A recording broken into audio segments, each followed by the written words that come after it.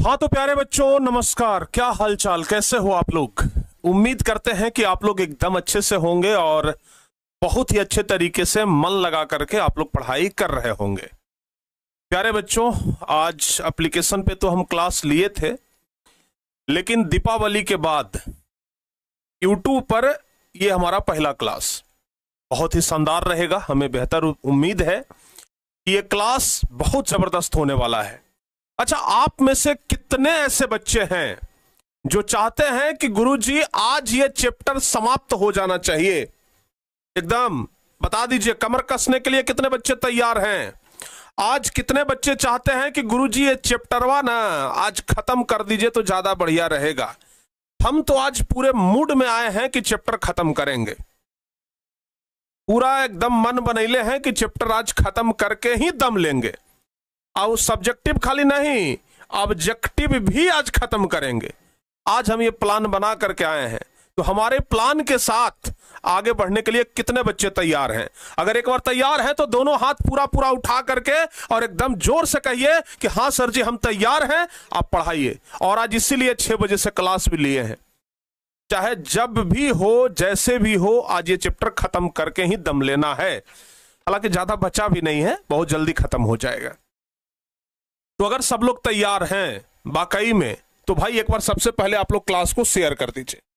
अगर सचमुच में आप लोग भी हमारे साथ तैयार हैं तो एक बार जल्दी से ना क्लास को आप लोग शेयर कर दीजिए, तब मानेंगे कि हाँ भाई सचमुच में आप लोग भी तैयार हैं और आप लोग भी हमारे साथ इस चैप्टर को खत्म करने के लिए एकदम रेडी हैं। तो एक बार फटाफट से क्लास को आप लोग क्या कर दीजिए, शेयर कर दीजिए। बहुत सारे बच्चे हमारे साथ डेली क्लास में जुड़ते हैं, पढ़ाई करते हैं, मन लगा करके भी पढ़ते हैं, लेकिन कितना मन लगा करके पढ़ते हैं ये तो आज हम थोड़ा सा आप लोगों का जांच करेंगे। पढ़ाने से पहले थोड़ा सा टेस्ट लेंगे और उस टेस्ट में सभी प्रश्न का जवाब जो बच्चे सही सही देंगे, हम ये मानेंगे कि वही बच्चे मन लगा करके पढ़ते भी हैं और रिवीजन भी करते हैं। तो आप लोग ना पहले आप लोग तैयार हो जाइए, कुछ क्वेश्चन हम पूछते हैं उसका आंसर देने के लिए। तैयार है बाबू? यस सर जी। हाँ, ओ हो, चलिए बहुत बढ़िया भाई। कहते हैं कि मां तेरे सपनों को मोती सा सजाऊंगा मैं, मां तेरे पसीने के हर एक बूंद को मोती सा चमकाऊंगा मैं, और मां तू सपने बड़े देखना उसे पूरा करके दिखाऊंगा मैं। तो भाई अगर माता जी को यह बोल दिए हो कि सपने बड़े देखो, तो उस सपने को पूरा करने के लिए आप लोगों को दिन रात मेहनत करना होगा। चाहे जैसे हो बाबू, आप लोगों को पूरा प्रयास करना होगा। और हम अब सोचे हैं ना कि आप लोगों का क्लास अब 6 बजे से ही ले तो ज्यादा बेहतर है। क्या कहते हैं आप लोग? आप लोगों का क्लास 6 बजे से ही अगर चले तो हमारे ख्याल से ज्यादा बढ़िया रहेगा प्रतिदिन, क्योंकि ऐसे भी 6 बजे अब शाम हो जाता है, आप लोग कहीं से भी अपने घर वापस आ जाते होंगे, और इस समय अपने घर में आराम से बैठ करके जब आप लोग पढ़ाई करेंगे तो कुछ लंबे समय तक आप लोग पढ़ाई कर पाएंगे। तो आइए प्यारे बच्चों, आज की इस क्लास को हम शुरू करते हैं बहुत बेहतरीन तरीके से। और हाँ, एक चीज और बता देते हैं, जो भी बच्चे क्रैश कोर्स में नहीं जुड़े हैं वो सब बच्चे ना क्रैश कोर्स में जुड़ जाइएगा। सभी बच्चे क्रैश कोर्स में जुड़ जाइएगा। हम हर हाल में आपको बता देते हैं, ये क्रैश कोर्स का क्लास कब से शुरू होगा पता है? 3 नवंबर से। 3 नवंबर से ये क्रैश कोर्स का क्लास शुरू होगा। सोमवार का दिन है, तो 3 नवंबर सोमवार से आप लोगों का ये क्लास स्टार्ट हो जाएगा क्रैश कोर्स वाला। तो जो भी बच्चे क्रैश कोर्स में नहीं जुड़े हैं तो क्रैश कोर्स में जुड़ जाइएगा। छठ पूजा के बाद तुरंत शुरू करेंगे बाबू, और छठ पूजा के बाद आपका क्रैश कोर्स का किताब भी आ जाएगा, तो दोनों चीज आपका हो जाएगा। आइए प्यारे बच्चों, हम लोग ना सबसे पहले क्लास शुरू करने से पहले कुछ क्वेश्चन का पूछताछ कर लेते हैं। आप लोग थोड़ा सा तैयार होइए, लेकिन बहुत सारे बच्चे ना क्लास को लाइक भी नहीं किए हैं, तो जो बच्चे अभी तक क्लास को लाइक नहीं किए हैं तो जल्दी से एक बार लाइक वाला बटन यहाँ दबा दीजिए। काहे कि सब लोगों को पता चलना चाहिए ना, हम लोगों को भी पता चलना चाहिए ना कि हाँ भाई यहाँ पर जो बच्चे हैं वो सचमुच में क्लास लाइक कर रहे हैं। आइए सबसे पहले आप लोग बताइए बाबू, सब लोग बताइएगा प्रतिरोध का एसआई मात्रक बताओ जल्दी जल्दी से। प्रतिरोध का एसआई मात्रक, प्रतिरोध का एसआई मात्रक का होता है? जितना जल्दी हो सके जवाब बताइए।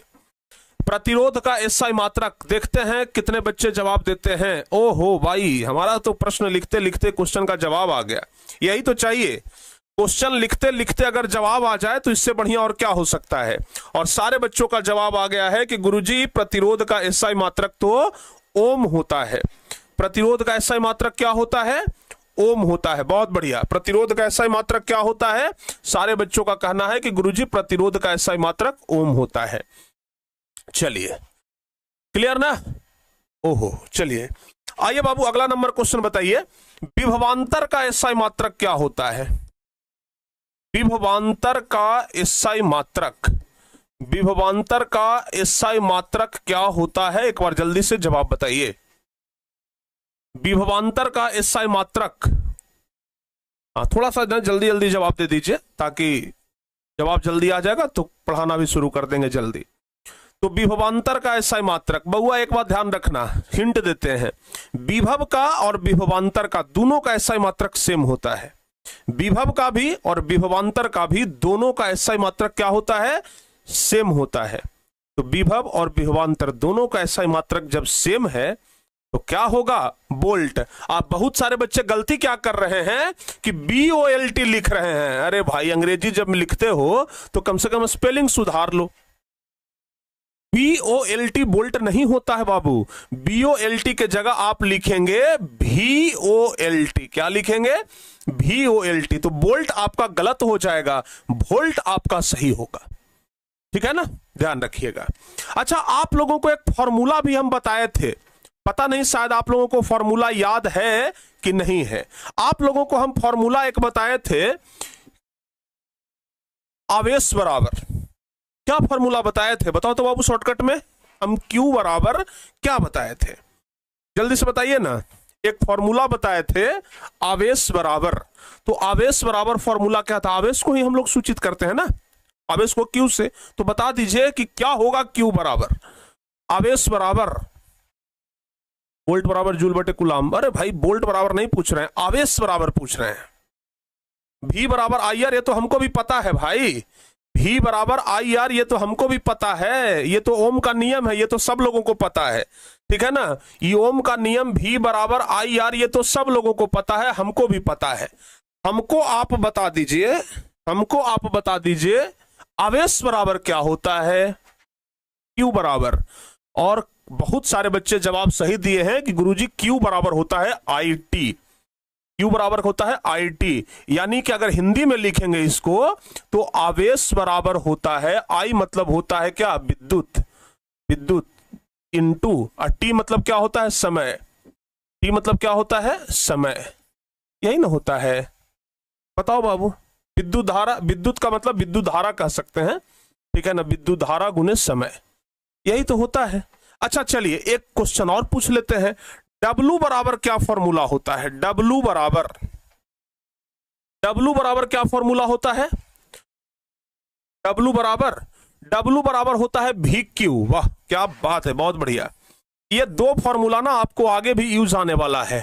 Q बराबर Q बराबर IT और W बराबर VQ। ये दो फॉर्मूला बहुत जरूरी है, एकदम याद करके रखिएगा। W बराबर VQ और Q बराबर IT। ठीक है? आइए प्यारे बच्चों, आज हम लोग क्लास का शुरुआत करते हैं और सबसे पहले हम आपको बताते हैं ऊर्जा संरक्षण का सिद्धांत। आज सबसे पहला जो टॉपिक हम लोगों का है, एकदम जबरदस्त टॉपिक है। और टॉपिक का नाम क्या है? टॉपिक का नाम क्या है बाबू? ऊर्जा संरक्षण का सिद्धांत। ऊर्जा संरक्षण का सिद्धांत। टॉपिक का नाम है ऊर्जा संरक्षण का सिद्धांत। बहुत बढ़िया। ऊर्जा संरक्षण का सिद्धांत क्या कहता है? ऊर्जा संरक्षण का सिद्धांत, ऊर्जा संरक्षण का सिद्धांत यह कहता है कि ऊर्जा को न तो बनाया जा सकता है, यानी कि न तो उत्पन्न किया जा सकता है, और न ही ऊर्जा को नष्ट किया जा सकता है। यानी कि ऊर्जा जो है वो बस एक रूप से दूसरे रूप में रूपांतरित होता है, मतलब एक रूप से दूसरे रूप में बदल जाता है। और ऊर्जा संरक्षण का सिद्धांत यही होता है। ठीक है ना? ऊर्जा संरक्षण का सिद्धांत यही होता है। सर हाथ में क्या हुआ? लगता है कि आप एप्लीकेशन में नहीं जुड़े थे, कर मतलब सुबह वाला क्लास में हैं? सुबह वाला क्लास में जुड़ते तो आपको पता रहता कि हमारे हाथ में क्या हुआ है। हमारा जो हाथ है ना, ये फुलझरिया का शिकार हो गया है। ठीक है, फुलझरिया मतलब समझते हैं, वो जो अनार जो दीपावली में छोड़ते हैं ना, अनार, फुलझरिया उसको हम लोग बोलते हैं, कुछ लोग अनार भी बोलते हैं। पूरा एकदम झिलमिलाता है, वही हमारे हाथ को ना झिलमिला दिया है। ठीक है, धोखा दे दिया। कहते हैं कि कोई भी आदमी जब धोखा देता है ना, चाहे कुछ भी अगर धोखा देता है तो नुकसान होता है। आदमी अगर धोखा देगा तो भी नुकसान, अगर आपका मोटरसाइकिल धोखा दे दे तो भी नुकसान। हमको पटाखा धोखा दे दिया, नुकसान करा लिया है। ठीक है ना। हुआ क्या कि भाई ऐसे रख दिए थे और रख करके इसे आग लगा रहे थे उसमें। ठीक है ना, अनार छोड़ने का प्रयास कर रहे थे, उसमें आग लगा रहे थे। अब बढ़िया से आग लगा भी नहीं, वो हमरा में आग लगा दिया। बताओ भाई, हम चले थे उसमें आग लगाने, ससुरा हमरे आग लगा दिया। ठीक है ना, बढ़िया से आग लगा भी नहीं, बुम, फट गया। भाई हाथ से ऐसे करके आगे लगा रहे थे, हाथ हमारा एकदम उसके नजदीक में था। हमको लगा कि अभी तो बढ़िया से लहरा भी नहीं है, बढ़िया से इसको जरा लहराते हैं। लहराएंगे क्या, वो हमारा झंडा लहरा दिया। ठीक है ना, पूरा एकदम बुम से किया, पूरा हमारे हाथ पे बहुत तेज उरादा उरादा बारूद उरूद पड़ा, पूरा जल गया इधर। 2 दिन तक हालत खराब, डॉक्टर सुई भोंक भोंक के हालत खराब। तो किसी तरीके से राहत मिला है तो आपका क्लास ले रहे हैं। बस यही हुआ है हमारे हाथ के साथ। ठीक है ना। आइए छोड़िए, अब जो कुछ भी है सही हो जाएगा धीरे धीरे। अब इसके चक्कर में कितना दिन पढ़ाना बंद कर देंगे। 1-2 लोग बोले हमको कि सर आराम करिए, नहीं तो मनसबा उखड़ रहा है ऊपर से, छिला जाएगा। हम कि छिला जाए चाहे छोला जाए, अब पढ़ाना है तो पढ़ाना है, हमको सिलेबस का चिंता है अपने हाथ से ज्यादा। ठीक है ना। आइए बाबू देखिए, हम क्या बोल रहे थे, ऊर्जा संरक्षण का सिद्धांत। ऊर्जा संरक्षण का सिद्धांत ये कहता है कि ऊर्जा को न तो निर्माण किया जा सकता है और न ही नष्ट किया जा सकता है, बस इसका रूपांतरण एक रूप से दूसरे रूप में हो जाता है। जैसे स्थितिज ऊर्जा गतिज ऊर्जा में बदल गया, विद्युत ऊर्जा यांत्रिक ऊर्जा में बदल गया। तो बस एक रूप से दूसरे रूप में रूपांतरित होता है, ना तो इसका निर्माण होता है और न ही इसका विनाश होता है। तो लिखेंगे ऊर्जा संरक्षण का सिद्धांत, एकदम मतलब मौखिक आप बोल सकते हैं, लिखने का भी जरूरत नहीं है। मौखिक आप बोलने का प्रयास करिए, हमारे साथ आप बोल लेंगे। ठीक है ना, आप बोलने का प्रयास करिए। ऊर्जा संरक्षण का सिद्धांत ये कहता है, या फिर ऊर्जा संरक्षण के सिद्धांत के अनुसार ऊर्जा को न तो नष्ट किया जा सकता है और न ही उत्पन्न किया जा सकता है, बस इसका एक रूप से दूसरे रूप में रूपांतरण हो जाता है। क्या आप लोग बाबू मौखिक नहीं लिख लेंगे? बताइए कितने ऐसे बच्चे हैं जिनसे मौखिक ऊर्जा संरक्षण का सिद्धांत लिखा जाएगा?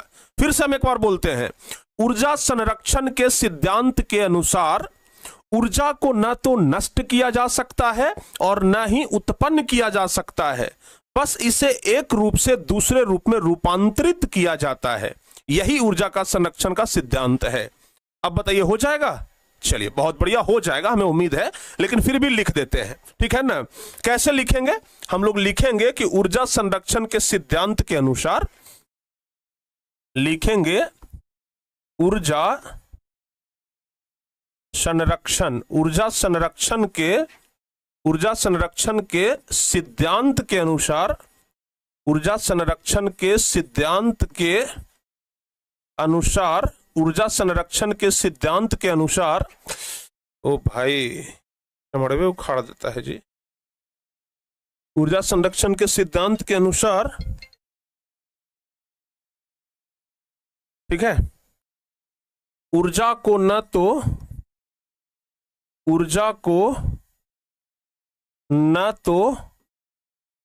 नष्ट किया जा सकता है, ऊर्जा को न तो नष्ट किया जा सकता है, ऊर्जा को न तो नष्ट किया जा सकता है और न ही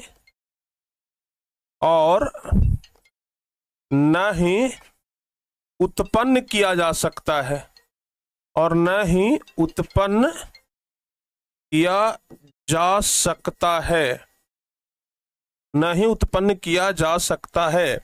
बस यह एक रूप से लिखेंगे, बस यह एक रूप से, बस यह एक रूप से दूसरे रूप में, एक रूप से दूसरे रूप में रूपांतरित हो जाता है, रूपांतरित हो जाता है, बस यह एक रूप से दूसरे रूप में रूपांतरित हो जाता है। क्लियर हुआ बाबू? इसी को ऊर्जा संरक्षण का सिद्धांत कहते हैं। बताओ बाबू, क्लियर है? इसी को कहते हैं ऊर्जा संरक्षण का सिद्धांत। सारे बच्चों को कंफर्म हो गया, क्लियर हो गया? बहुत बढ़िया। बताओ बाबू, क्लियर है? हाँ जी। अगर कॉन्सेप्ट क्लियर है तो एक बार डबल सी लिख दीजिए। अगर कॉन्सेप्ट क्लियर है तो एक बार कमेंट में लिखिए डबल सी, कॉन्सेप्ट क्लियर। बताओ बाबू, अगर कॉन्सेप्ट क्लियर है तो एक बार लिख दीजिए कि सर कॉन्सेप्ट क्लियर है, डबल सी, जल्दी से।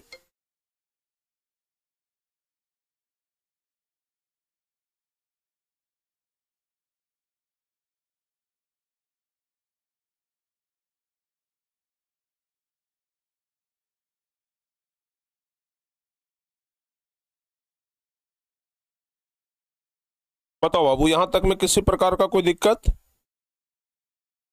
यहां तक में अगर किसी प्रकार का कोई दिक्कत नो ना, नहीं ना? चलिए बहुत बढ़िया। तो ऊर्जा संरक्षण का सिद्धांत समझ गए। अब बताते हैं विद्युत धारा के ऊष्मीय प्रभाव।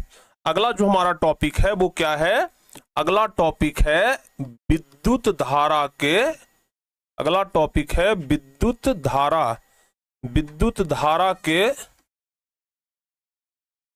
ऊष्मीय प्रभाव, विद्युत धारा के ऊष्मीय प्रभाव, विद्युत धारा के ऊष्मीय प्रभाव। अब हम लोग बाबू यही समझेंगे, ठीक है ना? अब हम लोग क्या समझेंगे? विद्युत धारा के ऊष्मीय प्रभाव, ठीक है?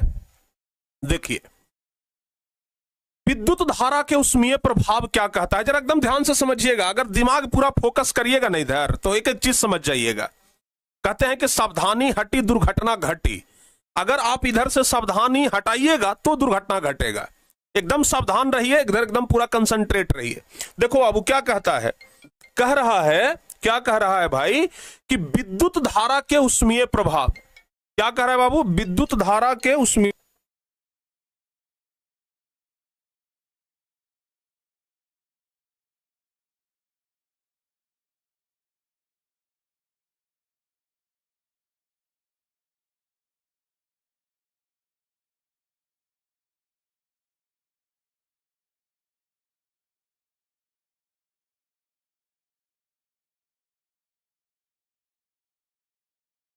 ठीक है बाबू? चलिए, क्या कह रहा है बाबू? विद्युत धारा के ऊष्मीय प्रभाव।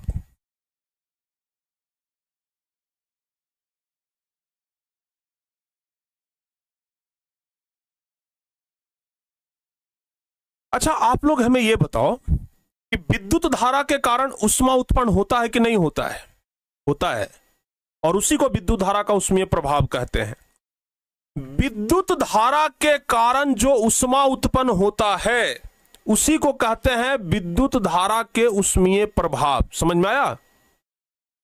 विद्युत धारा के कारण जो ऊष्मा उत्पन्न होता है उसी को कहते हैं विद्युत धारा के ऊष्मीय प्रभाव। आप लोग हमें बताइए कि विद्युत धारा के कारण ऊष्मा उत्पन्न होता है कि नहीं होता है? आप लोग कहिए कि हां सर होता है। इसका एक बड़ा सटीक एग्जाम्पल हम आप लोगों को बता रहे हैं, ठीक है ना? इसका एक बड़ा सटीक एग्जाम्पल हम आप लोगों को बताते हैं, जरा देखिएगा ध्यान से। हाँ बहुत बढ़िया, देख लो बाबू, आप लोगों के घरों में शायद ये वाला चीज तो जरूर होगा जी। इसको पहचानते हैं? ये क्या चीज है? जरा देखिए तो, इसको तो पहचानते होंगे आप लोग। ये क्या चीज है? इसको हीटर कहते हैं। इस पे खाना बनता है, लाइन से चलता है, बिजली से चलता है, ठीक है ना? तो आप बताइए कि जब हम इसमें बिजली देते हैं, जब हम इसमें विद्युत धारा देते हैं तो इससे ऊष्मा निकलता है, हीट निकलता है, और उसी हीट से खाना बन जाता है। तो बाबू विद्युत धारा के कारण ऊष्मा निकल रहा है कि नहीं निकल रहा है?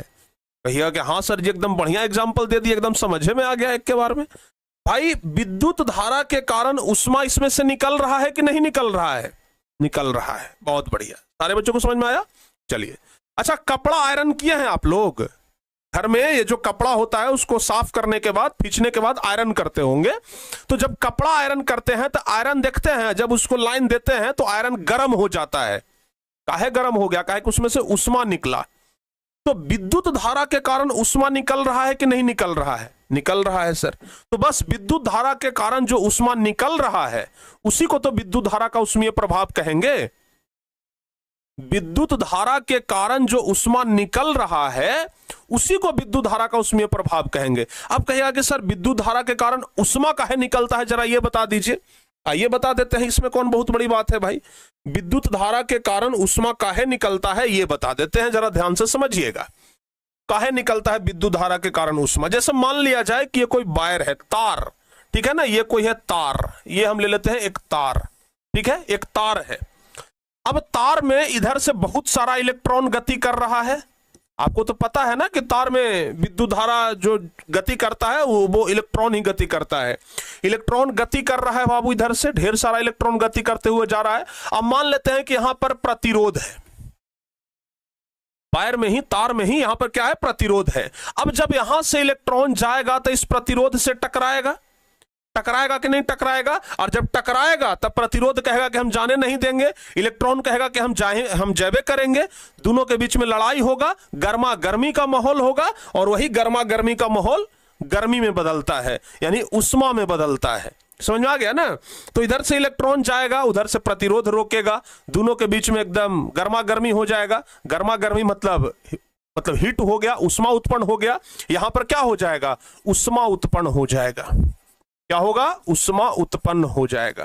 तो प्यारे बच्चों, इसी तरीके से विद्युत धारा से ऊष्मा उत्पन्न होता है। जितना ज्यादा प्रतिरोध रहेगा उतना ही ज्यादा ऊष्मा उत्पन्न होगा। जितना ज्यादा प्रतिरोध रहेगा ना उतना ही ज्यादा ऊष्मा उत्पन्न होगा, ठीक है। अब जैसे एक बिजली का बल्ब ले लीजिए, एक बिजली का बल्ब ले लीजिए आप, ठीक है। आप प्यारे बच्चों एक बिजली का बल्ब लेंगे अगर, ठीक है ना, आप अगर एक बिजली का बल्ब लेते हैं, जरा इस बिजली के बल्ब को ध्यान से देखिए। आप अगर एक बिजली का बल्ब लेते हैं तो यह बिजली का बल्ब मैक्सिमम 100 वाट का होता है। आप देखिएगा ना तो इस पर 100 वाट लिखा हुआ रहेगा। तो ये 100 वाट का है, इसलिए ये क्या कर रहा है, इतना ज्यादा ऊष्मा दे रहा है। आप 5 मिनट तक की बॉल को जला दीजिए, उसके बाद हाथ से जाकर के पकड़िए, हाथ आपका जल जाएगा, ठीक है ना। 5 मिनट तक आप जला दीजिए, उसके बाद हाथ से पकड़िएगा, हाथ आपका जल जाएगा, क्योंकि बहुत ज्यादा गर्म हो गया है। अब गर्म क्यों हो गया है? क्योंकि इसका प्रतिरोध जो है वो 100 वाट है। अच्छा चलिए सर जी, ये 100 वाट है तो इतना गर्मी दिया, 100 वाट है तो इतना गर्मी दिया। अब जरा हीटर का प्रतिरोध आप अगर निकालेंगे बाबू, ये जो हीटर अभी हम आपको दिखाए ना, अगर इस हीटर का प्रतिरोध आप निकालेंगे तो इसका प्रतिरोध आपको निकलेगा पता है 2000 वाट। सोच लो भाई, 100 वाट का जो बल्ब है वो उतना ज्यादा गर्मी देता है, ये 2000 वाट का है, इसलिए इतना ज्यादा ये लहलहाता है कि इस पर खाना बन जाता है, ठीक है ना। तो जितना ज्यादा प्रतिरोध रहेगा ना उतना ही ज्यादा ऊष्मा उत्पन्न होगा, ये बात ध्यान रखिएगा, ठीक है। तो विद्युत धारा का ऊष्मीय प्रभाव अगर हम लोगों को लिखना है, अगर विद्युत धारा का ऊष्मीय प्रभाव अगर हम लोगों को लिखना है तो परिभाषा कैसे लिखेंगे? एकदम सिंपल तरीका से परिभाषा समझ लीजिए। हम पढ़ाते ऐसा है कि सब कुछ रटना न पड़े, क्लास में सब कुछ याद हो जाए। पढ़ाई का मतलब वो होना चाहिए। देखो बाबू, किसी भी चालक तार से अगर विद्युत धारा प्रवाहित होगा, कोई भी चालक तार रहे उसे विद्युत धारा प्रवाहित करेंगे, तो विद्युत धारा का कुछ अंश ऊष्मा में बदल जाता है। विद्युत धारा का कुछ अंश ऊष्मा में बदल जाता है। तो विद्युत धारा के ऊष्मा में बदलने की इस प्रक्रिया को ही विद्युत धारा का ऊष्मीय प्रभाव कहते हैं। विद्युत धारा के इस प्रभाव को ही क्या कहते हैं? विद्युत धारा का ऊष्मीय प्रभाव कहते हैं। तो अगर विद्युत धारा के ऊष्मीय प्रभाव का अगर हम लोगों को परिभाषा लिखना हो बाबू तो कैसे लिखेंगे? ऐसे लिखेंगे, जरा देखिए ध्यान से। विद्युत धारा के ऊष्मीय प्रभाव, विद्युत धारा के ऊष्मीय प्रभाव, है ना। विद्युत धारा का ऊष्मीय प्रभाव क्या कहता है?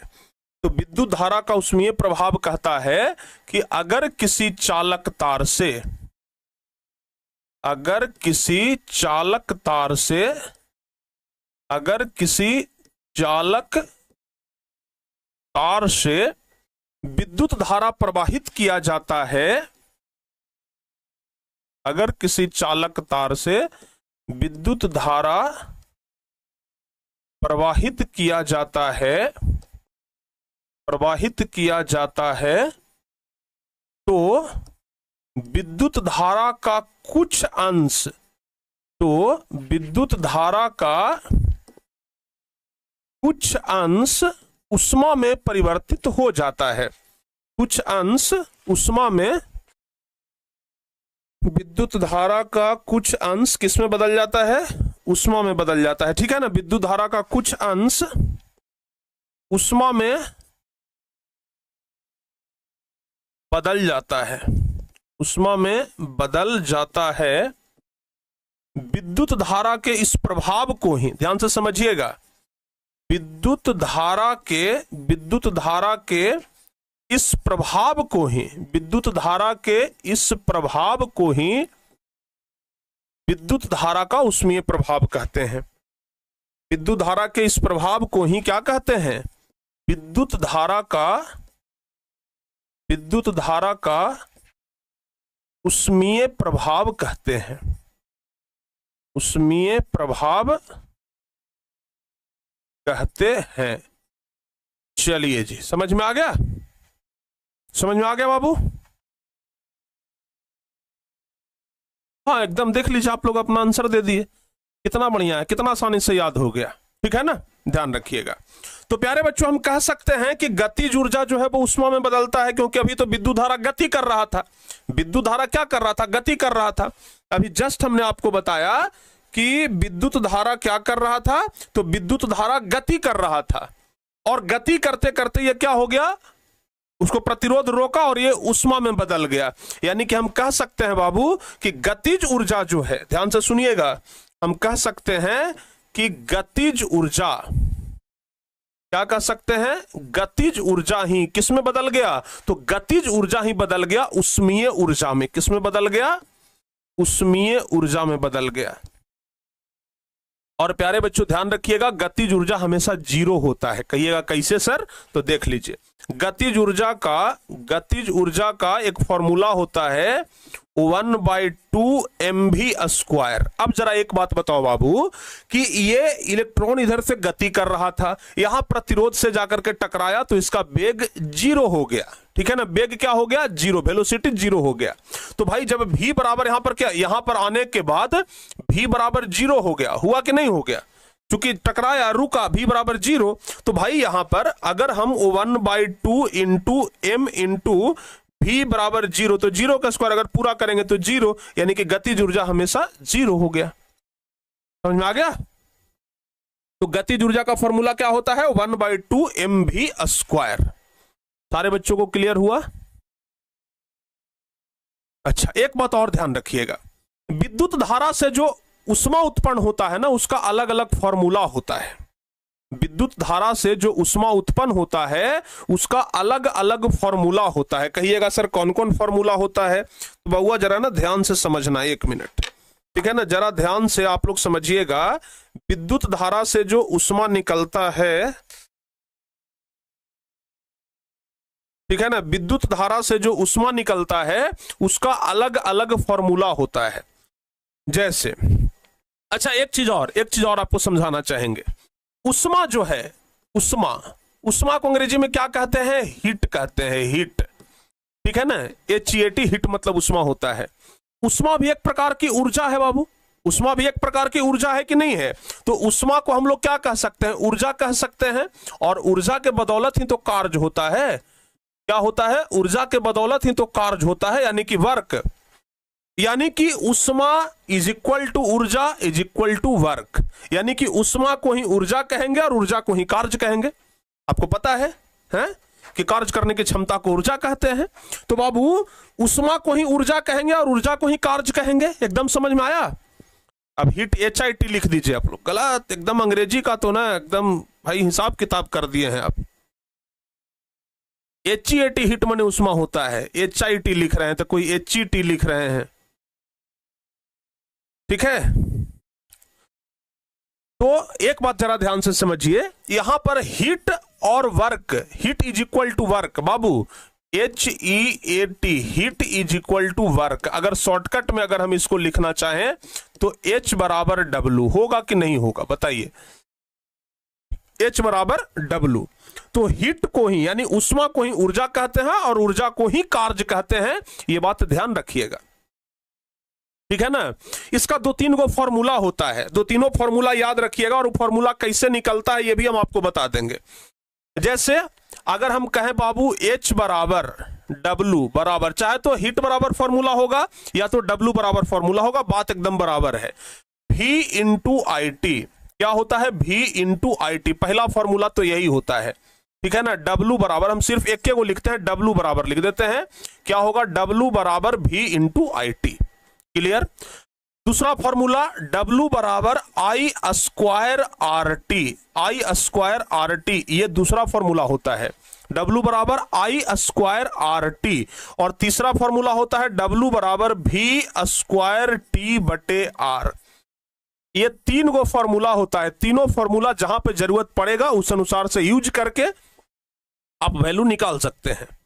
अब कहिएगा कि सर ये तीनों फॉर्मूला कहां से ले आए अचानक, अभी तो था नहीं, चलिए कहां से तीनों फॉर्मूला ले आए ये चीज ना अभी हम आपको बताते हैं, जरा ध्यान से समझने का प्रयास करिएगा।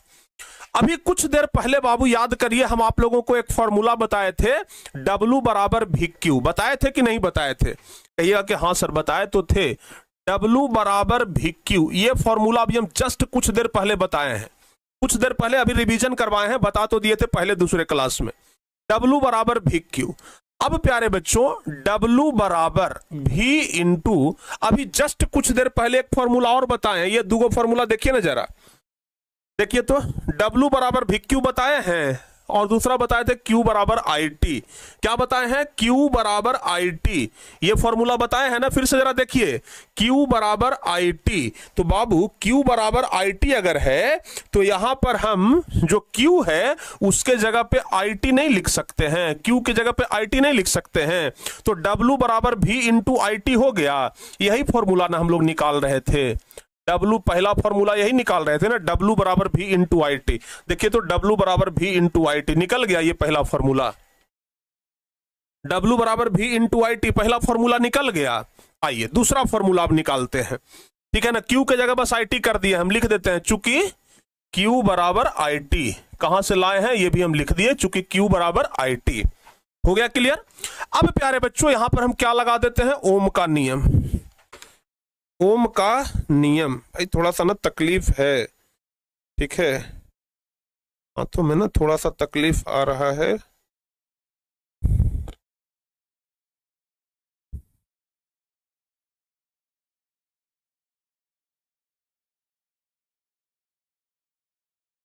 चलिए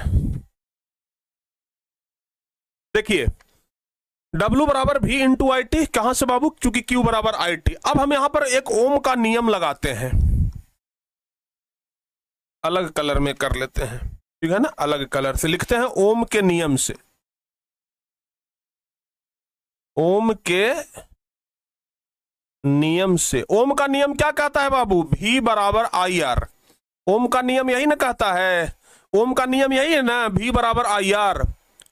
बताओ बाबू, ओम का नियम यही है, V बराबर आई आर। चलिए बहुत बढ़िया।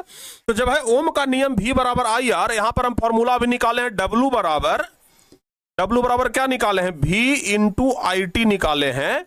तो चलिए W बराबर V के जगह पर तो हम लोग आई आर लिख सकते हैं, चूंकि ओम का नियम कहता है, तो V के जगह पर अगर हम लोग लिख सकते हैं आई आर, तो इंटू इधर है I T, I R into I T बराबर आई इंटू आई हो गया प्यारे बच्चों आई स्क्वायर, और इधर आर हो गया और इधर टी हो गया। तो W बराबर दूसरा फॉर्मूला हमारा क्या निकल गया, आई स्क्वायर आर टी। जरा यहां देखिए तो ध्यान से, यही फॉर्मूला न है, W बराबर आई स्क्वायर आर टी है कि नहीं है, W बराबर आई स्क्वायर आर टी। अब चलिए तीसरा फॉर्मूला जरा हम लोग देख लेते हैं, ठीक है ना, तीसरा फॉर्मूला हम लोग देख लेते हैं। ये कौन लड़का है भाई जो कमेंट में आकर के बीजेपी या आरजेडी या जेडीयू कर रहा है, अरे वो लोग तो अपना काम ईमानदारी से कर रहा है, तू लोग उसके पीछे बेकार पड़ल है।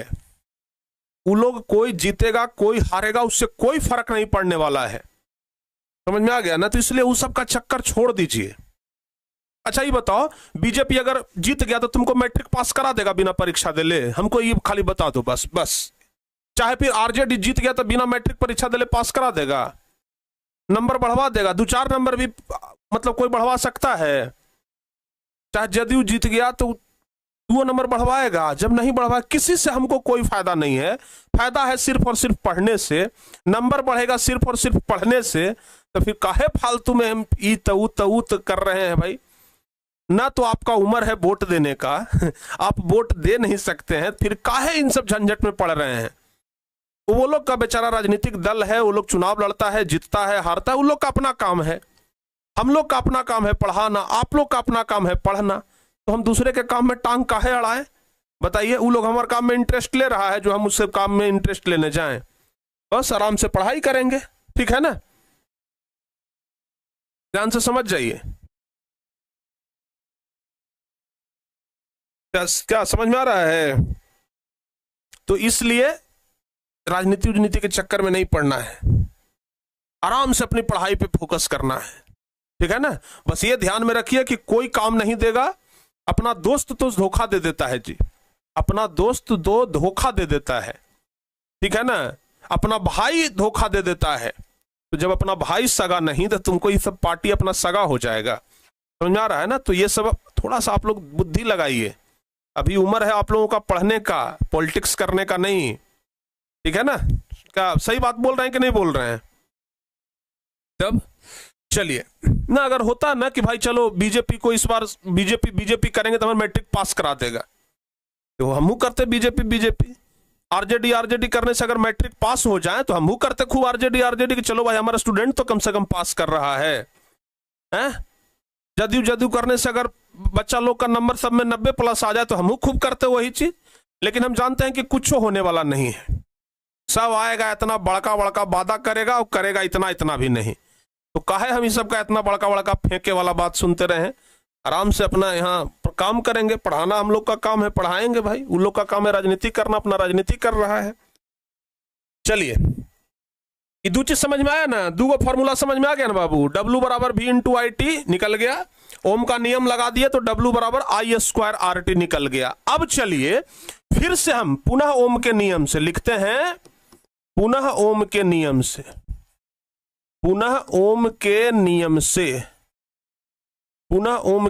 से बाबू W बराबर V इंटू IT अभी यहां पर निकाले थे ना, W बराबर V इंटू IT निकाले थे। चलिए, ओम का नियम क्या कहता है? ओम का नियम कहता है V बराबर IR। चलिए पहले ओम का नियम ही निकाल लेते हैं। ओम का नियम कहता है V बराबर IR। अगर I बराबर निकालेंगे तो V बटे R हो जाएगा, होगा कि नहीं होगा? I बराबर निकालेंगे तो V बटे R हो जाएगा। अब प्यारे बच्चों जरा समझिए, W बराबर अभी जस्ट निकाले हैं V इंटू IT। चलिए W बराबर V के जगह पर हम लोग V छोड़ दिए और I के जगह पर हम लोग V बटे R लगा दिए। V बटे R, T है तो T कर दिए। बस I के जगह पे क्या कर दिए हैं? V बटे R इंटू T। चलिए, V से V गुना होगा तो क्या होगा? V²। T ऊपर में है तो T बटे R। यानी तीसरा फॉर्मूला हमारा निकल करके आ गया, W बराबर V² T बटे R। W बराबर V² T बटे R। तो प्यारे बच्चों ये 3 फॉर्मूला निकल करके आया कि नहीं आया? यही तीनों फॉर्मूला हम आपको बता रहे थे, और जहां पर जैसा जरूरत उस अनुसार से हम लोग इसका यूज करेंगे। समझ में आ गया ना। तो यही है विद्युत धारा के उष्मीय प्रभाव का 3 गो फॉर्मूला, ठीक है ना। यही है विद्युत धारा के उष्मीय प्रभाव का 3 गो फॉर्मूला। कितने बच्चों को समझ में आया जरा बताइए? कुछ नहीं है, बस एक फॉर्मूला याद रखिए, W बराबर V इंटू IT। एक फॉर्मूला और याद रखिए, I बराबर जो Q बराबर IT और W बराबर VQ। ये 3 फॉर्मूला याद है तो आप अच्छे तरीके से ये सब निकाल लेंगे। बताइए जी, समझ में आ गया? और अगर नहीं समझ में आया तो एक बार दोबारा आप लोग इस क्लास को करिएगा, बहुत इंपॉर्टेंट क्लास है। ये पूछ देता है परीक्षा में, और ये तो 10वां है, छोटा सा चीज है। ऐसा डेरिवेशन ना 11th 12th में आपको लंबा 3 पेज का एक डेरिवेशन मिलता है।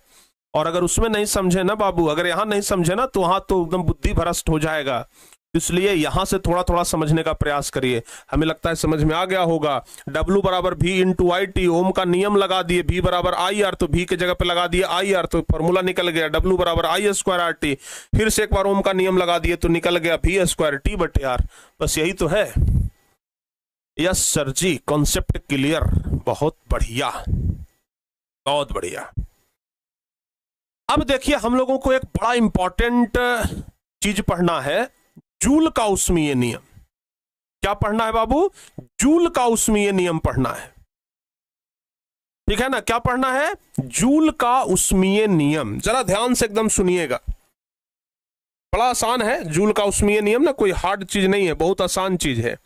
हम लोगों को पढ़ना है जूल का ऊष्मीय नियम। परीक्षा में सवाल आता है कि जूल का ऊष्मीय नियम क्या है?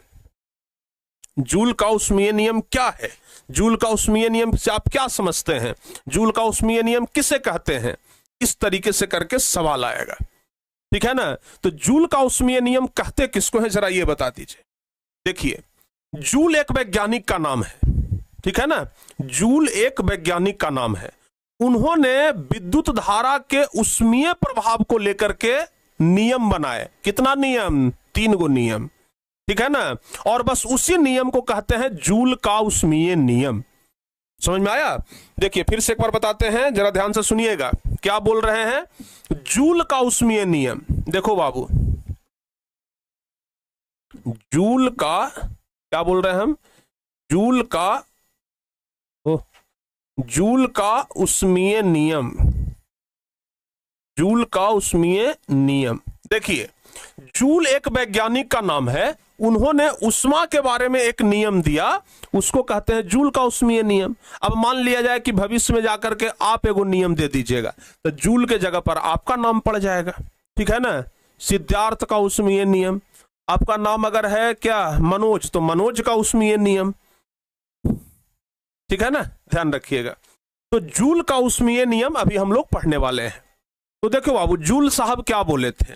बोले कि जब किसी चालक से विद्युत धारा प्रवाहित होता है, कोई तार है और उस तार से होकर के जब विद्युत धारा प्रवाहित होता है तो चालक में प्रतिरोध के कारण ऊष्मा की उत्पत्ति होती है। ये तो आपको हम पीछे बता दिए, विद्युत धारा के ऊष्मीय प्रभाव में बताया ना कि प्रतिरोध के कारण ऊष्मा की उत्पत्ति होती है। और इसी ऊष्मा के बारे में, जो मतलब जो ऊष्मा प्रतिरोध के कारण उत्पन्न हुआ है, जो ऊष्मा प्रतिरोध के कारण उत्पन्न हुआ है, यहां पर है जूल का ऊष्मीय नियम। ये मत आप लोग समझिए कि सलाई से जला दिया उससे जो ऊष्मा निकला उसके बारे में नियम, नहीं नहीं नहीं। ऊष्मीय कहने का मतलब हुआ कि विद्युत धारा से उत्पन्न ऊष्मा। ऊष्मीय कहने का क्या मतलब हुआ? ऊष्मीय कहने का मतलब हुआ कि ऊष्मा निकलना चाहिए लेकिन सिर्फ विद्युत धारा से, विद्युत धारा से उत्पन्न ऊष्मा, विद्युत धारा से उत्पन्न ऊष्मा। यानी कि विद्युत धारा से जो ऊष्मा निकलता है, विद्युत धारा में जो प्रतिरोध है, कोई चालक तार है उसमें प्रतिरोध है, उसके कारण जो ऊष्मा की उत्पत्ति हुई, और उस ऊष्मा के नियम के बारे में कौन बताए? जूल साहब ने बताया, और इसलिए हम लोग उसको जूल का ऊष्मीय नियम कहते हैं। यही चीज लिखा हुआ है बाबू कि जब किसी चालक से विद्युत धारा का प्रवाह होता है तो उस चालक में प्रतिरोध के कारण ऊष्मा की उत्पत्ति होती है। कोई चालक तार है और उसमें क्या हुआ? ऊष्मा की उत्पत्ति हुई। कोई चालक तार है, उसमें प्रतिरोध के कारण ऊष्मा की उत्पत्ति हुई, और इस ऊष्मा के बारे में एक नियम का प्रतिपादन किया गया जिसे जूल का ऊष्मीय नियम कहते हैं। जिसे क्या कहते हैं? जूल का ऊष्मीय नियम कहते हैं। समझ में आ गया ना? अब जूल साहब टोटल कितने नियम दिए थे, जल्दी से बताइए। जूल साहब कुल कितने नियम दिए? जूल साहब कुल कितने नियम दिए? तो याद रखिएगा कि जूल साहब ने कितने नियम दिए? 3 नियम। कौन कौन 3 नियम दिए भाई? पहला क्या बोले कि जब किसी चालक तार से उत्पन्न ऊष्मा, जब किसी चालक तार में उत्पन्न ऊष्मा, कोई चालक तार है, मान लिया जाए कि यह तार है, ठीक है ना, और इसमें टेम्परेचर मतलब ऊष्मा का उत्पत्ति हुआ, क्योंकि जब इसमें विद्युत धारा जाएगा तो ये तार गर्म होगा, जब तार गर्म होगा तो ऊष्मा का उत्पत्ति होगा। लेकिन ये जो इस तार में जो उत्पन्न ऊष्मा है वह प्रवाहित होने वाली विद्युत धारा के वर्ग का समानुपाती है। क्या कह रहा है जरा फिर से देखिए। उत्पन्न ऊष्मा, ऊष्मा को ही क्या बोलते हैं? हीट बोलते हैं। हीट इज इक्वल टू क्या? अच्छा, हीट क्या कह रहा है? उत्पन्न ऊष्मा क्या कह रहा है? प्रवाहित होने वाली विद्युत धारा के वर्ग के, विद्युत विद्युत धारा का वर्ग, तो विद्युत धारा को I से सूचित करते हैं, तो I का वर्ग का क्या है, समानुपाती है, तो समानुपाती। हीट को अगर हम प्यारे बच्चों सिर्फ H लिखेंगे तो पहला नियम ये हो गया, H समानुपाती I स्क्वायर, H समानुपाती I स्क्वायर, ठीक है ना। जूल का पहला नियम यही कहता है कि किसी चालक तार में उत्पन्न ऊष्मा उस चालक तार में प्रवाहित होने वाली विद्युत धारा के वर्ग के समानुपाती होता है। याद रखना पड़ेगा बस, इससे उत्पन्न ऊष्मा किसका समानुपाती है, तो विद्युत धारा के वर्ग का समानुपाती है। बस आप लोग ये वाला याद रखिए, H समानुपाती I square, H varies I square, ठीक है ना। आप ध्यान रखिएगा, H यानी कि हीट मतलब ऊष्मा समानुपाती है किसका, तो I से सूचित करते हैं किसको, विद्युत धारा को, तो हीट जो है वो समानुपाती है विद्युत धारा के वर्ग का, बस ये याद रखिए, ठीक है ना। ऊष्मा समानुपाती है विद्युत धारा के वर्ग का, बस इसी को बढ़िया से लिख देना है कि किसी भी चालक तार में उत्पन्न ऊष्मा उस चालक तार में प्रवाहित होने वाली विद्युत धारा के वर्ग के समानुपाती होता है, ठीक है। दूसरा नियम क्या दिए भाई, दूसरा नियम दिए जो उत्पन्न ऊष्मा है वो प्रतिरोध का समानुपाती होता है। यहां पर R मतलब रेसिस्टेंस, प्रतिरोध। तो जूल साहब ने दूसरा क्या नियम दिया, कहा कि किसी भी चालक तार में उत्पन्न ऊष्मा उस चालक तार के प्रतिरोध के समानुपाती होता है, चालक तार के प्रतिरोध के समानुपाती होता है। उत्पन्न ऊष्मा जो है वो प्रतिरोध का क्या होता है, समानुपाती होता है। और तीसरा नियम दिए कि किसी भी चालक तार में उत्पन्न ऊष्मा उस चालक तार में प्रवाहित विद्युत धारा के समय के समानुपाती होता है। ऊष्मा जो है वो समय का समानुपाती है। एक बात, अभी हम आपको एक फॉर्मूला जस्ट बताए हैं बाबू, ठीक है ना, अभी जस्ट हम आपको एक फॉर्मूला बताए थे। क्या फॉर्मूला बताए थे, फॉर्मूला बताए थे H बराबर I स्क्वायर RT। अभी कुछ देर पहले ये वाला फॉर्मूला हम निकाले थे ना, याद है, कुछ देर पहले हम ये वाला फॉर्मूला निकाले थे। जूल का ऊष्मीय नियम यहीं से निकल जाता है। कैसे निकल जाता है सर जी, अभी जस्ट ये फॉर्मूला बताए हैं भाई, आप लोग का ध्यान कहाँ रहता है, अरे तेरा ध्यान किधर है, तेरा फॉर्मूला इधर है, ठीक है ना, तेरा ध्यान किधर है, तेरा फॉर्मूला इधर है। जरा इस फॉर्मूला को देखिए, अभी जस्ट निकाले हैं, W बराबर I स्क्वायर RT। ये विद्युत धारा चैप्टर पीछा नहीं छोड़ेगा बबुआ, ये 11th में भी रहेगा, 12th में भी रहेगा, IIT का तैयारी करिएगा उधर भी रहेगा, IIT में सिलेक्ट होने के बाद इलेक्ट्रिकल ब्रांच लीजिएगा उसमें भी रहेगा। तो आपका पीछा छोड़ने वाला नहीं है। आप कहिएगा कि सर हम नीट का तैयारी करेंगे, IIT का ना करेंगे, फिजिक्स वहां पर भी है, इसलिए पढ़ लीजिए, ठीक है ना। अभी जो पढ़ा रहे हैं आप कहिएगा कि प्रिंस सर पढ़ाए थे 11th 12th सब दिन काम आया, अभी नहीं समझिएगा तो फिर कभी नहीं। कहावत है ना कि अभी नहीं तो कभी नहीं, ठीक है ना, ध्यान रखिएगा। तो बाबू ये जो फॉर्मूला है W बराबर I स्क्वायर RT, यहीं से अपना जूल का सारा नियम निकल जा रहा है, यहीं से जूल का सारा नियम। H बराबर I स्क्वायर RT, पहले क्या कर दीजिए, H समानुपाती, H समानुपाती, H समानुपाती। पहले क्या है I स्क्वायर, तो I स्क्वायर। दूसरा नंबर पर क्या है R, तीसरा नंबर पर क्या है T। ये पहला नियम, ये दूसरा नियम, ये तीसरा नियम। कितना शॉर्टकट याद हो गया, मतलब कि एक फॉर्मूला याद रखिए और आपका जूल का तीनों नियम याद हो जाएगा। फॉर्मूला है H बराबर I स्क्वायर RT, और यहीं से जूल का पहला नियम, जूल का दूसरा नियम, जूल का तीसरा नियम सब याद हो जाएगा। एक बात यहां बस लिख दीजिएगा, जब I स्क्वायर ले रहे हैं तो R और T नियत होगा। R और T नियत मतलब होता है फिक्स, ये ना बढ़ेगा ना घटेगा, नियत होगा। जब हम ले रहे हैं जब हम ले रहे हैं R तो I और T नियत होगा, I और T नियत होगा। नियत मतलब फिक्स, बार बार कह रहे हैं, मतलब वैल्यू अगर रखेंगे तो I और T का मान नहीं बढ़ेगा। जब ले रहे हैं T तो I और R नियत होगा, I और R नियत होगा। बस यही है जूल का ऊष्मीय नियम। ई वाला फॉर्मूला बाबू बस याद रखना आप लोग, ये वाला H बराबर I स्क्वायर RT, बस ये फॉर्मूला याद रखिए, पूरा कहानी ही क्लियर हो जाएगा। ठीक है, समझ में आया? ठीक है ना बाबू, H बराबर I स्क्वायर RT, बस ये फॉर्मूला आपको याद रखना है। बोलिए, हो जाएगा जूल का ऊष्मीय नियम? जूल का ऊष्मीय नियम यहां से आप लोगों का हो जाएगा पूरा क्लियर। जल्दी से बता दीजिए यस और नो।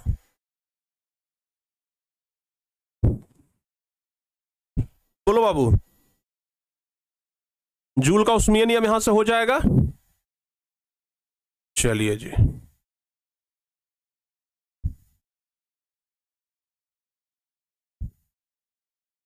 कॉन्सेप्ट क्लियर, बहुत बढ़िया। आइए अब एक लास्ट टॉपिक बचा है जिसका नाम है विद्युत शक्ति। विद्युत धारा तो हम लोग पढ़ ही लिए, अब है प्यारे बच्चों विद्युत शक्ति। विद्युत शक्ति क्या है? Electric power. इलेक्ट्रिक पावर, इसको क्या बोलते हैं? Electric power. Electric power. और चूंकि शक्ति का पहला, ये शक्ति को अंग्रेजी में पावर कहते हैं, पहला अक्षर क्या है? पी, इसलिए विद्युत शक्ति को हम लोग सूचित किससे करते हैं? तो कैपिटल पी से। ठीक है ना, ध्यान रखिएगा। ये विद्युत शक्ति है क्या, इसके बारे में पहले हमको समझना पड़ेगा। अच्छा, आप लोग अगर बल्ब लेने के लिए जाते हैं बाजार में तो कहते हैं ना कि हमको 100 वाट का बल्ब दे दीजिए, कहते हैं कि नहीं कहते हैं? 100 वाट का बल्ब दे दीजिए, हमको 60 वाट का पंखा दे दीजिए, हमको 2000 वाट का हीटर दे दीजिए। ये सब कहते हैं कि नहीं कहते हैं? आप लोग जब बाजार जाते होंगे तो बल्ब खरीदते समय सब बोलता है, यही तो है कि बोलता सब है लेकिन पता नहीं है किसी को कि हम क्या बोल रहे हैं। एक अनपढ़ आदमी भी, जिसको विद्युत शक्ति के बारे में कुछ भी नॉलेज नहीं है, वो भी व्यक्ति जब दुकान में जाता है तो कहता है कि 100 वाट का एगो बल्ब दे दीजिए। लेकिन उससे अगर पूछ दिया जाए कि 100 वाट है क्या, तो कहेगा कि अरे दे दीजिए ना, कहला माथा खराब कैले हैं, देना है तो दीजिए, नहीं तो 100 दुकान है वहां से ले लेंगे। कहेगा कि नहीं कहेगा? लेकिन बात तो उठता है ना बाबू कि आखिर ये 100 वाट है क्या? ये 100 वाट है विद्युत बल्ब की शक्ति। यानी कि हम दुकानदार को यह बता रहे हैं कि हमको एक बल्ब दे दीजिए जिसका पावर कितना होना चाहिए, जिसका शक्ति कितना होना चाहिए? शक्ति होना चाहिए 100 वाट। समझ में आया? हम दुकानदार के पास जाते हैं और बोलते हैं कि 100 वाट का बल्ब दे दीजिए। दुकानदार आपसे उल्टा पूछ दिया, अच्छा ठीक है 100 वाट का बल्ब तब आइए देंगे जब पहले बता दीजिए कि 100 वाट है क्या। यही आके रखो अपना बल्ब, चले हम दूसरा दुकान में। लेकिन आप अगर पढ़े लिखे हैं तो आपको बताना चाहिए कि 100 वाट ये इलेक्ट्रिक, ये सॉरी आप बोलेंगे कि ये बल्ब की शक्ति है, ये पावर ऑफ बल्ब है। हम आपको बल्ब का शक्ति बता रहे हैं कि आप हमें एक ऐसा बल्ब दीजिए जिसका शक्ति 100 वाट है। आप हमें एक ऐसा आयरन दीजिए जिसका शक्ति, ये सॉरी पंखा दीजिए जिसका शक्ति 60 वाट है। आप हमको एक ऐसा हीटर दीजिए जिसका शक्ति 2000 वाट है। तो वाट कहने का मतलब होता है शक्ति, और इसलिए विद्युत शक्ति का जो एसआई मात्रक होता है, विद्युत शक्ति का जो एसआई मात्रक होता है ये वाट होता है बाबू। क्या होता है? वाट। याद रखिएगा, विद्युत शक्ति का एसआई मात्रक क्या होता है? वाट होता है। WATT अंग्रेजी में लिखते हैं विद्युत शक्ति का एसआई मात्रक। अगर आपसे पूछेगा विद्युत धारा का तो एम्पियर, विद्युत विभव का तो वोल्ट, विद्युत विभवांतर का तो वोल्ट, लेकिन जैसे पूछेगा विद्युत शक्ति का एसआई मात्रक तो बताइएगा वाट। विद्युत शक्ति का एसआई मात्रक तो क्या बताइएगा? वाट आपको बताना है। ठीक है ना? अच्छा, ये वाट होता क्या है? एक बात आप लोग को पता होगा बाबू। अच्छा एक बात बताइए कि एक बल्ब हम लिए, चाहे एक हीटर लिए, ठीक है ना, एक हीटर है और ये हीटर जो है ना ये है 1000 वाट का, और एक दूसरा हीटर लिए हैं, ये दूसरा हीटर है 2000 वाट का। ये हम इसको हीटर ए मानते हैं, इसको हम हीटर बी मानते हैं। आप बताइए कि ज्यादा बिजली का खपत कौन करेगा, ज्यादा बिजली कौन खाएगा? 1000 वाट वाला ज्यादा बिजली खाएगा कि 2000 वाट वाला ज्यादा बिजली खाएगा? बताओ बाबू, ज्यादा बिजली कौन खाएगा? आप हमें बस इतना बता दीजिए।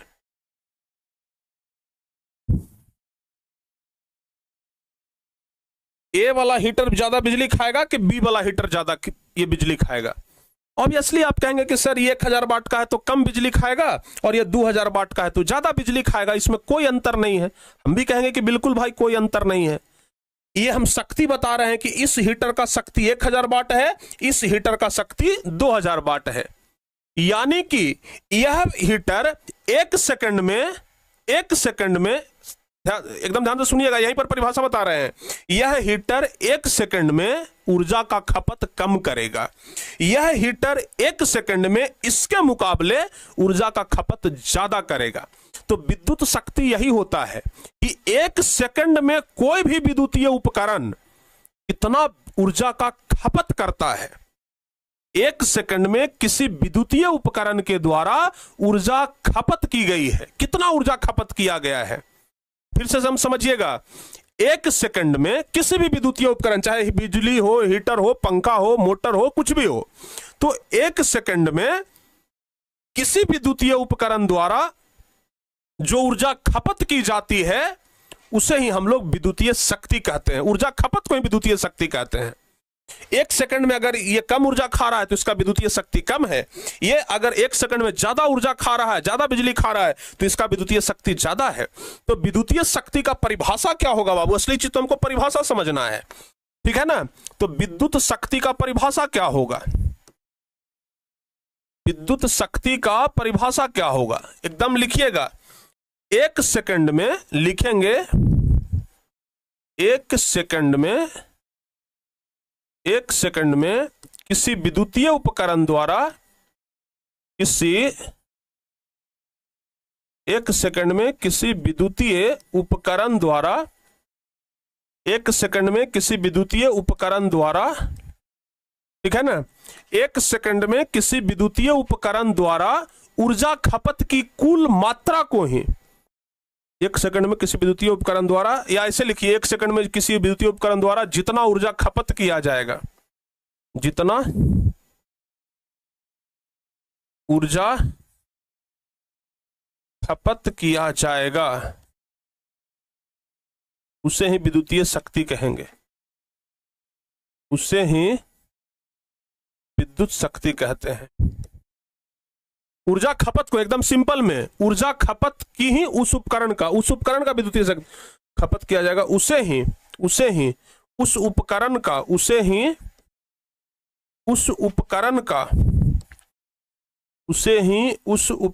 का विद्युतीय शक्ति कहते हैं।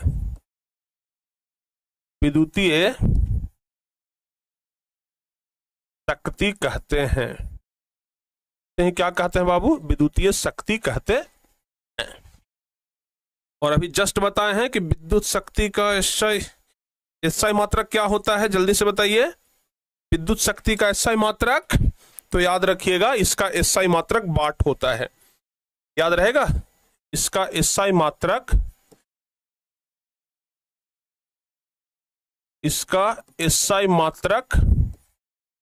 वाट होता है। क्या होता है? वाट होता है। भाई कलम से ना पूरा रगड़ा गया जी। क्या कहते हैं इसको? समझ में आ गया ना? अच्छा एक बात और, यहां तक तो समझ में आ गया, इसका एसआई मात्रक वाट होता है। इसको आप हाईलाइट कर लीजिएगा, ये बड़ा इंपॉर्टेंट लाइन है, ये परीक्षा में पूछेगा भी कि विद्युत शक्ति का एसआई मात्रक क्या होता है। अच्छा एक बात और बताओ भाई, शक्ति बराबर क्या होता है बाबू? शक्ति बराबर ना एक फॉर्मूला होता है। शक्ति, विद्युतीय शक्ति बराबर फॉर्मूला होता है। क्या फॉर्मूला बनेगा कि भाई 1 सेकंड में कितना कार्य किया गया, ठीक है ना। तो शक्ति बराबर होता है कार्य बटे समय। कार्य बटे समय। कार्य को कहते हैं वर्क यानी कि W, और समय को कहते हैं टाइम यानी कि T। यानी कि शक्ति बराबर W/T। इसको हम लिख सकते हैं P बराबर W/T। लिख सकते हैं कि नहीं लिख सकते हैं? P बराबर W/T। बहुत बढ़िया सर जी, P बराबर W/T हम लोग लिख सकते हैं। अभी हम आपको जस्ट इसके पहले में W का 2-3 को फॉर्मूला बताए थे, याद है? बताओ तो बाबू, W का 2-3 को फॉर्मूला बताए थे। क्या क्या बताए थे? हम बताए थे W बराबर V इंटू IT बताए थे, W बराबर I² RT बताए थे, और W बराबर V² P बटे R बताए थे। ये 3 को फॉर्मूला बताए थे कि नहीं बताए थे? बताए थे सर। अभी जस्ट आपको हम कुछ देर पहले ये 3 फॉर्मूला बताए हैं W बराबर। अब यहां पर आ रहा है P बराबर W/T। W के जगह पर बारी बारी से सब फॉर्मूला रख दीजिए, ठीक है ना। जैसे पहला नंबर में P बराबर डब्लू, डब्लू की जगह पे हम पहला फॉर्मूला रखते हैं V इंटू आई टी। अब बटे में T है तो बटे में T कर दीजिए। अब T से T खत्म हो जाएगा तो P बराबर VI, VI हो गया। बाबू क्या निकल करके आया? P बराबर क्या निकल करके आया? क्या निकल करके आया? P बराबर T से T खत्म हो गया तो P बराबर VI। पहला फॉर्मूला ये निकल करके आया। आइए दूसरा फॉर्मूला देखते हैं। क्या कह रहा है? P बराबर W बाई टी, P बराबर W बाई टी।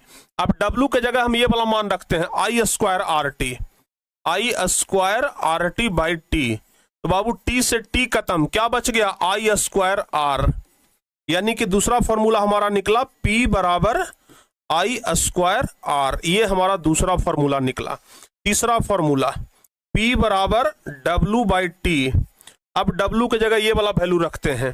क्या रखते हैं? V स्क्वायर T बटे R। अब जरा समझना बाबू, यहीं पर समझने वाला खेला है। V स्क्वायर T बटे, हे भाई थोड़ा सा ना लग गया चोट, थोड़ा सा रुक जाओ।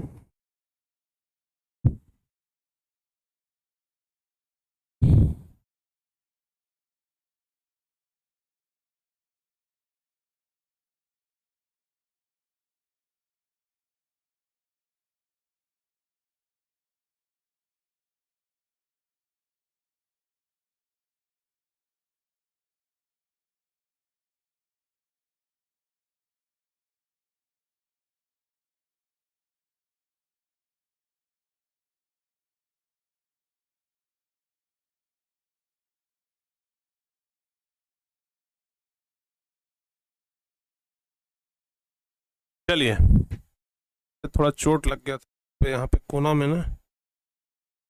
चलिए देखिए क्या बता रहे थे हम? P बराबर W बाई टी। तो अब W की जगह किसका मान रखना है? V स्क्वायर T बटे R, V स्क्वायर T बटे R। और नीचे में क्या है? T, तो नीचे में बच गया बाबू T, T से T खत्म तो V स्क्वायर बटे R। तो बाबू P बराबर क्या निकल करके आया? V स्क्वायर बटे R। P बराबर V स्क्वायर बटे R। ये तीन गो फॉर्मूला पावर का ध्यान रखिएगा। पहला फॉर्मूला ये हम हाईलाइट करते हैं, ये हो गया पहला फॉर्मूला, ये हो गया हमारा दूसरा फॉर्मूला, और ये हो गया हमारा तीसरा फॉर्मूला पावर निकालने का। अब अलग अलग जगह पे अलग अलग तरीके से हम लोग इसको यूज करेंगे और हमारा फॉर्मूला निकल जाएगा। ठीक है ना? बताओ बाबू, इतना सिंपल है ये चैप्टर, इतना सिंपल है ये चैप्टर, सोच लीजिए। और ये तीनों फॉर्मूला निकालने के लिए परीक्षा में सवाल आता है। देखिए जरा, क्वेश्चन एक आया हुआ है परीक्षा में कि विद्युत शक्ति क्या है? निगमन करें H बराबर I स्क्वायर आर टी, जहां H किसी प्रतिरोधक R में विद्युत धारा द्वारा समय में उत्पन्न ऊष्मा की मात्रा हो। वही चीज, पहले विद्युत शक्ति का हम लोग परिभाषा लिख दिए, उसके बाद ये तीनों फॉर्मूला निकाल करके दिखाना पड़ेगा। तो ये ना परीक्षा में आता है, ऐसा मत समझिएगा कि फालतू है। समझ में आ गया ना? बड़ा इंपॉर्टेंट चीज हम बताने जा रहे थे आपको और बता भी दिए। क्लियर हो गया बाबू? तो जितना भी इंपॉर्टेंट चीज था सब लगभग लगभग हम आपको बता दिए। अब आपके परीक्षा में कुछ कुछ सवाल और आता है जो हम आपको अभी बता देते हैं, उसके बाद आपका ये चैप्टर समाप्त होगा। ठीक है ना? कुछ कुछ सवाल और आता है जो हम आपको बताते हैं, जरा ध्यान से देखिएगा। जैसे परीक्षा में आएगा कि विद्युत बल्ब पर टिप्पणी लिखें। आपको विद्युत बल्ब के बारे में कुछ लिखना है तो क्या लिखिएगा? विद्युत बल्ब के बारे में कुछ लिखने के लिए आ जाएगा। अच्छा, आप लोगों को यह पता है बाबू कि ये जो फिलामेंट होता है विद्युत बल्ब का, ये वाला जो फिलामेंट आप लोग देख रहे हैं, ये वाला, ये किस धातु का बना होता है? किसी बच्चे को पता है? विद्युत बल्ब का ये जो फिलामेंट है ये किसका बना होता है? याद रखिएगा, टंगस्टन का होता है। किसका होता है? टंगस्टन। वही अगर हीटर में जाइएगा तो वो नाइक्रोम का होता है, लेकिन विद्युत बल्ब में ना टंगस्टन का होता है। ऑब्जेक्टिव में सवाल आता है कि विद्युत बल्ब का फिलामेंट किसका बना होता है? तो विद्युत बल्ब का फिलामेंट टंगस्टन का बना होता है। याद रखिएगा, विद्युत बल्ब का फिलामेंट किसका बना होता है? तो विद्युत बल्ब का फिलामेंट टंगस्टन का बना होता है। याद रखिएगा। देखो बाबू, निम्नलिखित बिंदुओं पर टिप्पणी लिखना है। विद्युत बल्ब पर लिखेंगे यह विद्युत धारा के उष्मीय प्रभाव पर कार्य करता है। एकदम सही बात है, यह विद्युत धारा के उष्मीय प्रभाव पर कार्य करता है। मतलब विद्युत धारा जाता है, यह गर्म होता है, यह गर्म होकर के लहलहाता है तो लाइट करता है, तो यह विद्युत धारा के उष्मीय प्रभाव पर कार्य करता है। विद्युत बल्ब किसका बना होता है? तो कांच का बना होता है। इसके अंदर में यह जो टंगस्टन है ना, इसका तार होता है, यानी कि जो विद्युत बल्ब का फिलामेंट है ये टंगस्टन का होता है। टंगस्टन का इसलिए होता है क्योंकि टंगस्टन का गलनांक थोड़ा ज्यादा होता है। कितना होता है? टंगस्टन का गलनांक 3400 डिग्री सेल्सियस होता है। ऑब्जेक्टिव में यह भी सवाल आ जाता है कि टंगस्टन का गलनांक कितना होता है, तो टंगस्टन का गलनांक 3400 डिग्री सेल्सियस। विद्युत बल्ब का फिलामेंट टंगस्टन का और टंगस्टन का गलनांक 3400 डिग्री सेल्सियस होता है। इसके अंदर के हवा को निकाल करके निष्क्रिय गैस भर दी जाती है। आप देखिएगा विद्युत बल्ब जो है, बल्ब के अंदर में ना ऑक्सीजन नहीं होता है, बल्ब के अंदर में एक गैस होता है और वो गैस होता है निष्क्रिय गैस। क्यों भरा जाता है? अगर इस बल्ब में एगो छोटा सा भी छेद कर दोगे ना, ये बल्ब है, इसमें मान लिया जाए कि यहां से एगो छोटा छेद कर दिए, तो इसके अंदर जो गैस है ना वो निकल जाएगा। उसके बाद जब आप बल्ब जलाएंगे तो ये जो नाइक्रोम का तंतु है जिसको फिलामेंट कहते हैं, ये तुरंत जल जाएगा। ठीक है, तुरंत जल जाएगा। बल्ब जलेगा ही नहीं, फिलामेंट जल जाएगा। और फिलामेंट ना जले इसलिए इसमें निष्क्रिय गैस भर दी जाती है। फिलामेंट ना जले इसलिए इसमें कौन सा गैस भरा जाता है? निष्क्रिय गैस भर दिया जाता है। ध्यान रखिएगा, ताकि तंतु ऑक्सीकृत ना हो। तो विद्युत बल्ब, विद्युत हीटर, विद्युत इस्त्री, विद्युत विकिरण और विद्युत फ्यूज, ये सब विद्युत धारा के उष्मीय प्रभाव पर ही कार्य करते हैं। ये जितना भी देख रहे हैं ना, ये सब विद्युत धारा के उष्मीय प्रभाव पर ही कार्य करने वाले हैं। क्लियर हुआ? बताओ बाबू, क्लियर है? यहां तक सारे बच्चों का क्लियर? बहुत बढ़िया। हाँ, परीक्षा में एक ये भी सवाल आता है, जब भी जैसे अभी बताया ना कि इसका ये विद्युत बल्ब का फिलामेंट जो होता है उसके जगह पे टंगस्टन का उपयोग होता है। अब उसके जगह पे ये भी क्वेश्चन आएगा कि बताइए भाई, विद्युत बल्ब का फिलामेंट टंगस्टन का ही बना होता है, जरा इसके बारे में बताइए। टंगस्टन का ही क्यों होता है? 2020 में ये क्वेश्चन आया है कि विद्युत बल्ब का फिलामेंट टंगस्टन का ही क्यों होता है, विद्युत बल्ब बनाने में टंगस्टन का ही उपयोग क्यों करते हैं? तो लिख देंगे हम लोग कि टंगस्टन का गलनांक कितना होता है? 3400 डिग्री सेल्सियस होता है। यह उच्च ताप से गलता है और गर्म होकर के प्रकाश उत्सर्जित करता है। अन्य धातुओं के तार का गलनांक इसकी तुलना में कम है, यानी कि अन्य धातु का जो तार है वो इसका गलनांक कम होता है, तो यह जल्दी फ्यूज कर जाएगा। लेकिन टंगस्टन का गलनांक थोड़ा ज्यादा है, 3400 डिग्री सेल्सियस है, इसलिए विद्युत बल्ब में हम लोग टंगस्टन का ही उपयोग करते हैं। 2024 में बाबू सोच लो, 2024 में एक क्वेश्चन आया था कि विद्युत बल्ब का नामांकित चित्र बनाएं। तो अगर विद्युत बल्ब का नामांकित चित्र बनाने के लिए आ जाए तो बड़ा बढ़िया से इस तरीके से देख लीजिए। हालांकि पहले से बना हुआ है, हम सिर्फ इस पर पेन चला रहे हैं, लेकिन इस तरीके से ना आप लोग बहुत बढ़िया से विद्युत बल्ब का नामांकित चित्र बना सकते हैं। ठीक है,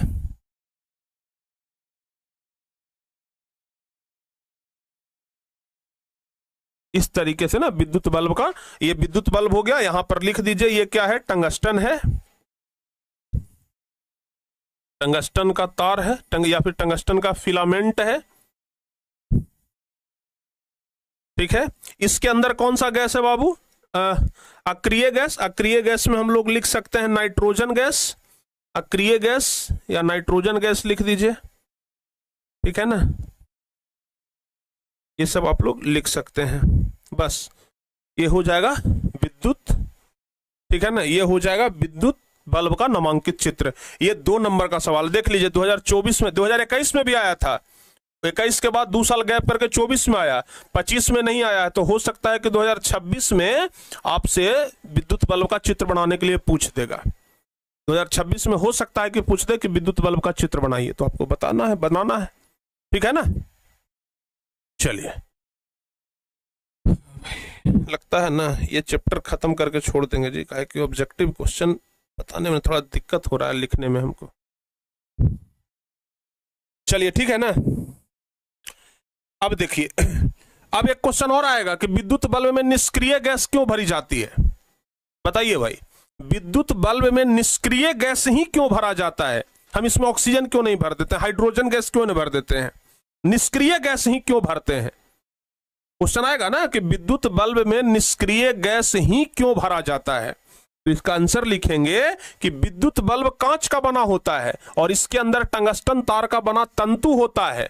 बल्ब के अंदर की हवा निकाल करके उसमें निष्क्रिय गैस भर दी जाती है, क्योंकि यदि हवा की उपस्थिति में फिलामेंट में धारा प्रवाहित कराई जाएगी, क्योंकि अगर हवा रहेगा, अगर ऑक्सीजन रहेगा और ऑक्सीजन की उपस्थिति में अगर हम लाइन दे देंगे, अगर बिजली को जलाने का प्रयास करेंगे, अगर बल्ब को जलाने का प्रयास करेंगे, तो गर्म होने पर यह ऑक्सीकृत होकर के भंगुर हो जाएगा। भंगुर मतलब टूट जाएगा, गल जाएगा, जो फिलामेंट है ना वो गल जाएगा और चूर चूर हो जाएगा। निष्क्रिय गैस होने से टंगस्टन के फिलामेंट वाष्पित नहीं होते और निरंतर बल्ब से प्रकाश निकलते रहता है। यानी कि निष्क्रिय गैस जब भरा जाता है तो लगातार बिजली का बल्ब जलते रहता है, ये फ्यूज नहीं होता है। पूछेगा क्लियर। अगला नंबर क्वेश्चन ध्यान रखिएगा, हीटर के बारे में आता है कि विद्युत हीटर के बारे में बताइए। ठीक है ना, विद्युत हीटर के बारे में आता है कि विद्युत हीटर के बारे में बताइए। तो भाई विद्युत हीटर के बारे में अगर लिखने के लिए आ जाए तो भी बड़े आराम से हम लोग लिख देंगे। अगर विद्युत हीटर के बारे में लिखने के लिए आ जाएगा ना तो भी बड़े आराम से लिख सकते हैं। क्या लिखेंगे? अगर विद्युत हीटर के बारे में लिखने के लिए आएगा तो लिखेंगे यह चीनी मिट्टी के खांचे में लपेटा हुआ वक्र आकार का धातु होता है। ये जो ऊपर से जो खांचा देख रहे हैं ना, ये चीनी मिट्टी का होता है ताकि लाइन न मारे, और चीनी मिट्टी के नीचे में स्प्रिंग जैसा लगा होता है। और ये जो स्प्रिंग है ना, आप लोग को लगता होगा कि लोहा का स्प्रिंग है, लेकिन ये लोहा का स्प्रिंग नहीं होता, ये नाइक्रोम का स्प्रिंग होता है।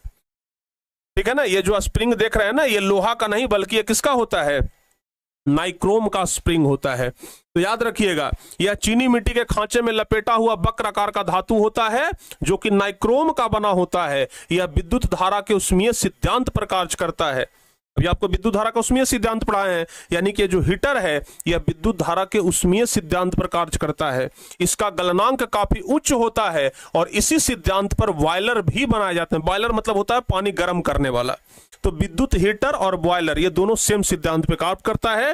विद्युत हीटर का तार मिश्र धातु का बना होता है, यानी कि नाइक्रोम का। नाइक्रोम एक मिश्र धातु है जो कि निकेल और क्रोमियम से मिलकर के बनता है। तो निकेल एक मिश्र, ये सॉरी ध्यान रखिएगा, नाइक्रोम एक मिश्र धातु है जो निकेल और क्रोमियम से मिलकर के बनता है। तो यहां से अगर विद्युत हीटर के बारे में लिखने के लिए आए तो लिख दीजिए। ऑब्जेक्टिव में आएगा विद्युत हीटर का फिलामेंट किसका होता है, तो नाइक्रोम का। आराम से लिख दीजिएगा, नाइक्रोम मिश्र धातु है, लिख दीजिएगा। अब हो गया विद्युत स्त्री, जिसको आयरन आप लोग कहते हैं। तो विद्युत स्त्री के बारे में लिखना के लिए आएगा, यह उपकरण विद्युत धारा के ऊष्मीय प्रभाव पर कार्य करता है। इसमें नाइक्रोम का पतला पत्ती होता है जिसके ऊपर और नीचे अब्रक का प्लेट लगा होता है। इसका गलनांक बहुत कम होता है। देखो बाबू, ये जो आयरन होता है ना, जिससे आप लोग कपड़ा आयरन करते हैं, हिंदी में स्त्री बोलते हैं।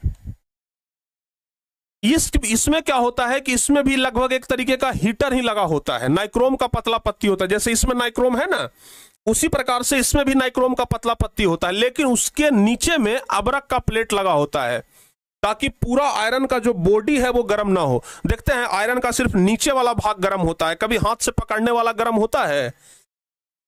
जो हाथ से पकड़ने वाला भाग होता है वो गर्म होता है? नहीं होता है। काहे नहीं होता है? काहे कि हाथ से पकड़ने वाला भाग के नीचे में ना अब्रक का पट्टी है, और अब्रक जो है वो कुचालक है, न तो विद्युत धारा प्रवाहित करता है न तो ऊष्मा प्रवाहित करता है। इसलिए स्त्री में हम लोग अब्रक का प्रयोग करते हैं। और भी बहुत सारे ऐसे ये विद्युतीय उपकरण हैं जिसमें अब्रक का प्रयोग किया जाता है। आराम से कर सकते हैं। क्लियर? यहां तक सारे बच्चों का क्लियर हो गया? बहुत बढ़िया जी।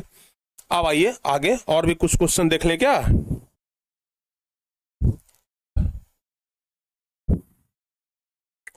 कभी कभी ना बाबू विद्युत फ्यूज के बारे में पूछ देता है कि विद्युत फ्यूज के बारे में बताइए।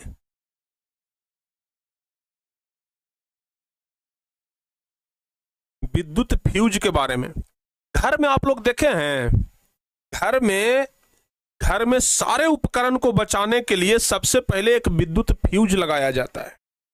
जैसे ही वोल्टेज बढ़ता है या फिर कहीं पर शॉर्ट लगता है तो फ्यूजवा तुरंत उड़ जाता है। जैसे ये फ्यूज है ना, इसमें पतला एगो तार ऐसे लगा रहता है, समझ गए नहीं? पतला तार ऐसे रहता है, जैसे ही कहीं शॉर्ट लड़ा ना, शॉर्ट सर्किट को कहते हैं, शॉर्ट सर्किट को कहते हैं लघु पतन हिंदी में, ध्यान रखिएगा। शॉर्ट सर्किट को क्या कहते हैं? लघु पतन।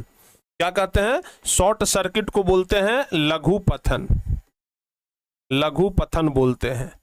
और अति भारण एक होता है जिसको कहते हैं ओवरलोड। अगर ओवरलोड हो जाएगा घर में तो उसको कहते हैं अति भारण, ठीक है ना। तो अति भारण, तो ध्यान रखिएगा जो विद्युत फ्यूज है ये लघु पतन और अति भारण दोनों से बचाता है, ठीक है ना।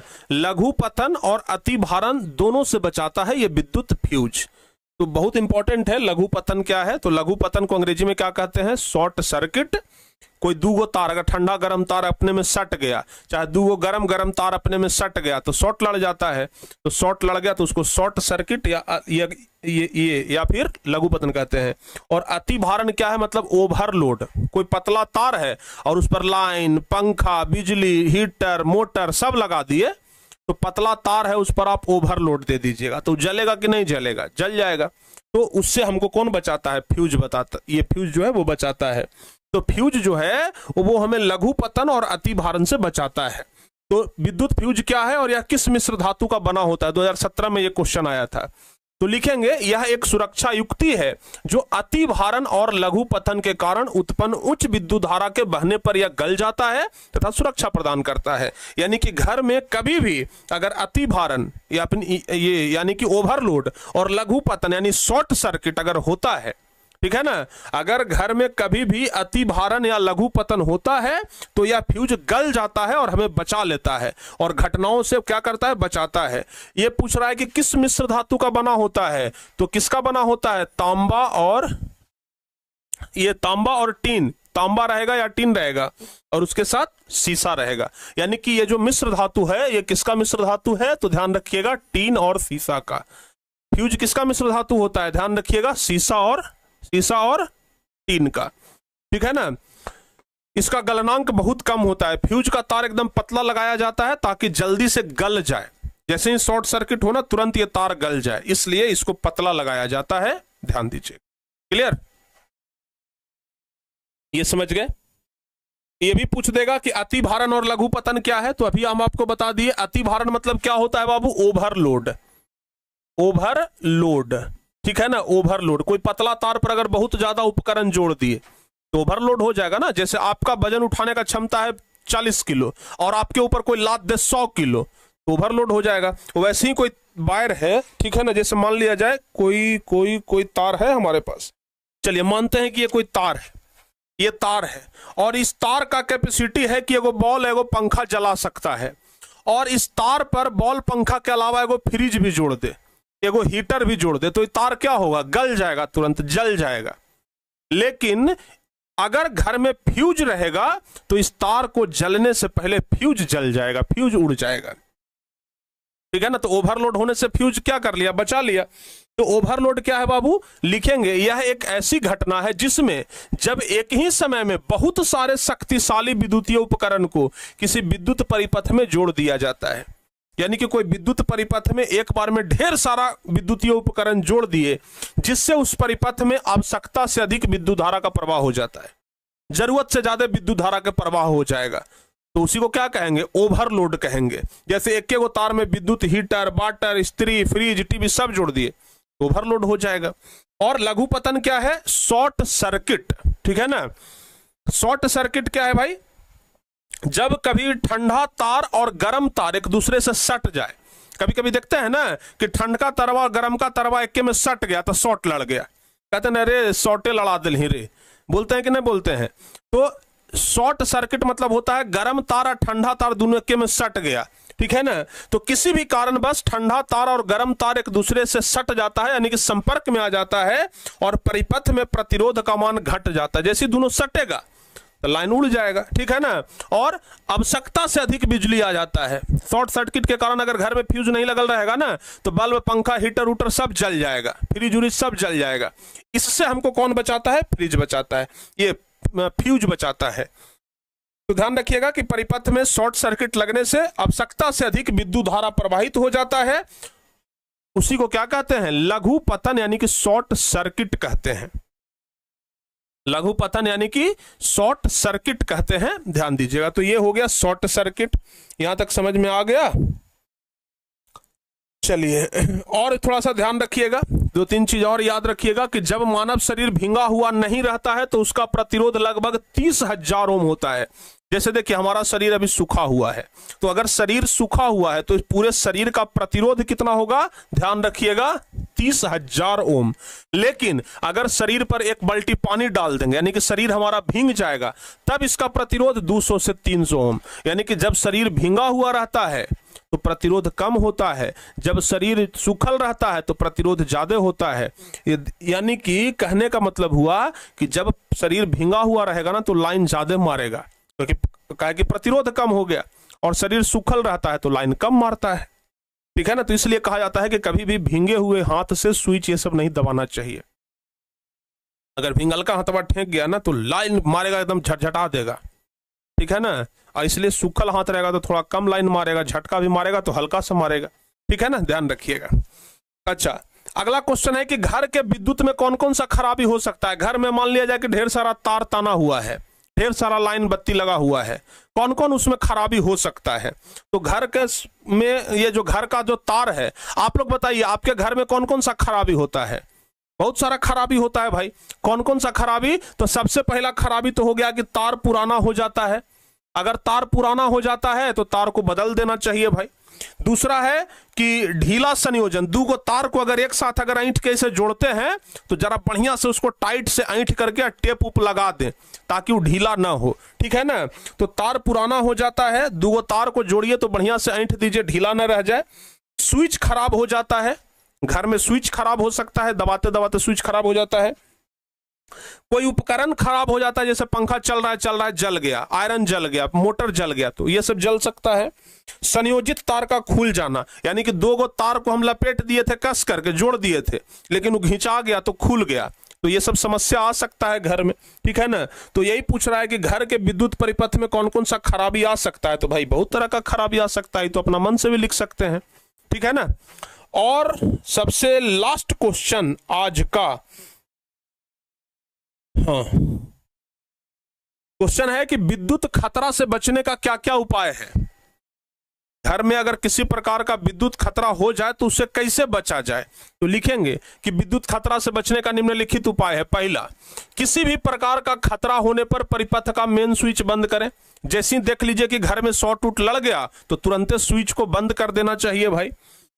दूसरा, संयोजित तार कसा होना चाहिए। अगर तार को ढीला जोड़िएगा तो उसमें से चिंगारी निकलते रहेगा, स्पार्क। लेकिन अगर तार को बढ़िया से जोड़ दीजिएगा तो उसमें से चिंगारी नहीं निकलेगा, तो बढ़िया से जोड़ना चाहिए। अच्छा, संयोजक जो तार है उसके जगह पर अचालक पदार्थ से ढक देना चाहिए। मतलब तार को अगर कहीं पे ज्वाइंट करते हैं तो वहां पर जरूर कुछों से ढक देना चाहिए, खुला नंगा तार नहीं रखना चाहिए, टेप उप लगा देना चाहिए। देखते हैं ना कि तार को कहीं जोड़ते हैं तो टेप मार दिया जाता है ताकि लाइन ना मारे। अगर टेप नहीं मारिएगा तो लाइन मार देगा। ठीक है ना? अगर आप टेप नहीं मारिएगा तो वो आपको मार देगा, तो इसलिए टेप मार दीजिए। ठीक है? और क्या है भाई कि जब घर में बिजली का काम कर रहे हैं, कोई काम कर रहे हैं, अगर परिपथ का मरम्मत कर रहे हैं तो हाथ में रबर का दस्ताना और पैर में जूता पहन करके ही करना चाहिए। यानी कि घर में अगर कोई बिजली का काम कर रहे हैं तो हाथ में रबर का दस्ताना पहन लेना चाहिए ताकि लाइन न मारे, और पैर में जूता या चप्पल पहन लेना चाहिए ताकि नीचे से अर्थिंग न ले पाए। नहीं तो नीचे से अर्थिंग लेगा ना तो लाइन का झटका मारेगा बड़ा कड़कड़ा करके। आगे, सही क्षमता वाले फ्यूज का प्रयोग करना चाहिए। ऐसा नहीं कि फ्यूज में इतना मोटा तार डाल दिए तो जो तार है वो गलबे नहीं करेगा।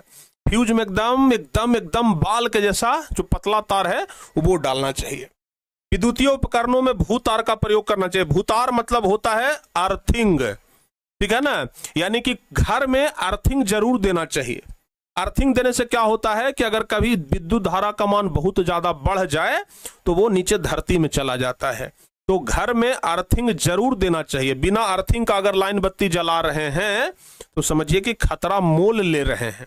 ठीक है ना? तो अर्थिंग जरूर आप लोग अपने घर में आप करवा लीजिए, अगर नहीं है तो जरूर अर्थिंग करवाइए। ठीक है ना? अगर किसी व्यक्ति का संपर्क विद्युत से हो जाए तो उसे कुचालक पदार्थ के माध्यम से हटाना चाहिए। अगर किसी पदार्थ को घर में अगर किसी व्यक्ति को घर में लाइन लग गया तो जाके उसको घींचे नहीं लगना है, अरे भैया के लाइन मार दल के, बाबू के लाइन मार दल के घींच रहे, ऐसे नहीं करना है। अगर किसी को भी घर में लाइन लग जाए तो उसको लाठी डंडा से हटाना चाहिए, कुचालक पदार्थ से हटाना चाहिए।